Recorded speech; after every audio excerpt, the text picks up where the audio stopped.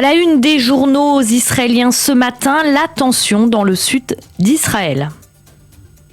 Oui, et le Yediot Ahronot qui nous explique qu'Israël se prépare à une escalade de la violence dans le sud d'Israël. Le quotidien nous apprend que le chef de l'état-major de l'armée israélienne, Aviv Kochavi, s'est rendu à la frontière avec Gaza pour faire une évaluation de la situation. Quant au Israël Hayom, il nous donne 3 scénarios possibles. Le premier qui semblerait moins probable hier soir, la possibilité que grâce à la pression qu'Israël exerce sur le Hamas par l'intermédiaire du médiateur égyptien et en fermant des points de passage, les tensions cessent. La deuxième possibilité, qui est la plus probable malheureusement selon les renseignements, c'est que le djihad islamique essaye de tirer des missiles anti-chars ou de lancer des roquettes sur Israël et qu'Israël riposte de main forte. Et puis une troisième option en cours de discussion, c'est une attaque israélienne contre des positions du djihad islamique dans la bande de Gaza. Et pendant ce temps, les habitants du sud d'Israël sont toujours bloqués en quelque sorte chez eux.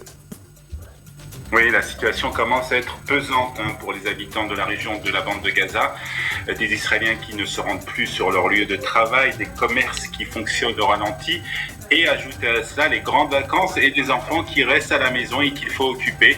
Les habitants de la région de la bande de Gaza exigent que la situation d'urgence soit déclarée pour cette partie de la population. Hier, ajoute le mari, le Premier ministre Yair Lapid s'est entretenu avec les responsables des localités du sud d'Israël. Il a assuré que son gouvernement faisait tout ce qui était nécessaire pour rétablir une situation normale dans le sud du pays.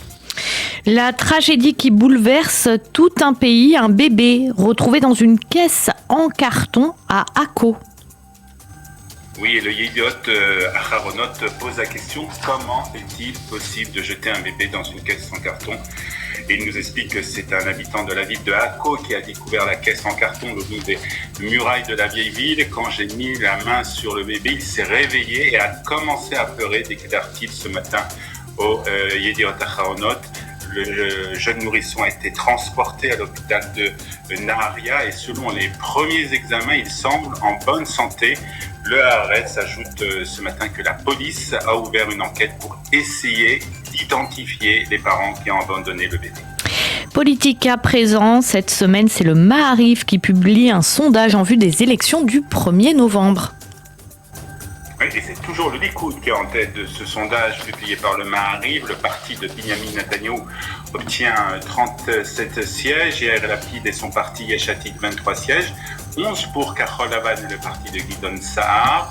Les autres partis conservent les résultats des dernières semaines, pas de véritable changement.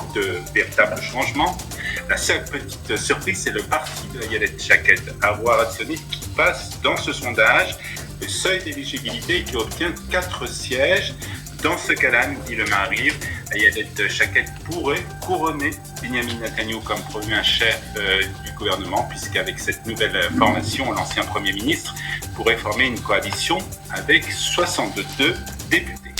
Sport et l'étonnante performance d'un coureur israélien au championnat du monde d'athlétisme. Oui, ce sont les sites d'information qui nous parlent de ce jeune athlète israélien qui a remporté une médaille d'or au championnat d'athlétisme aux 200 mètres dans la catégorie des moins de 20 ans. Belinsine Afrifa, 18 ans, a réussi à courir 200 mètres en 19,96 secondes, battant ainsi le record d'Israël et rentrant dans le très prestigieux palmarès des 4 coureurs de moins de 18 ans qui ont réussi à courir cette distance en moins de 20 secondes. Le Ynet nous parle de ce jeune coureur né en Israël, de parents qui sont venus du Ghana pour travailler en Israël. Il y a quelques mois, il a obtenu la nationalité israélienne après une longue lutte contre le ministère de l'Intérieur. Belinsine Afrifa doit s'enrôler dans l'armée israélienne dans quelques mois. Mais ce qui intéresse le plus les Israéliens ce matin, Olivier, c'est de savoir si la canicule va continuer pour cette fin de semaine et quel temps il fera pour le jeûne du 9 Av. Et la réponse, c'est que les températures vont baisser aujourd'hui, mais que la chaleur sera toujours aussi importante dans tout le pays. C'est ce que nous dit le Maariv ce matin. Cette tendance va continuer en début de semaine. C'est-à-dire que dimanche, pour le jour du jeûne du 9 Av, il fera encore très chaud.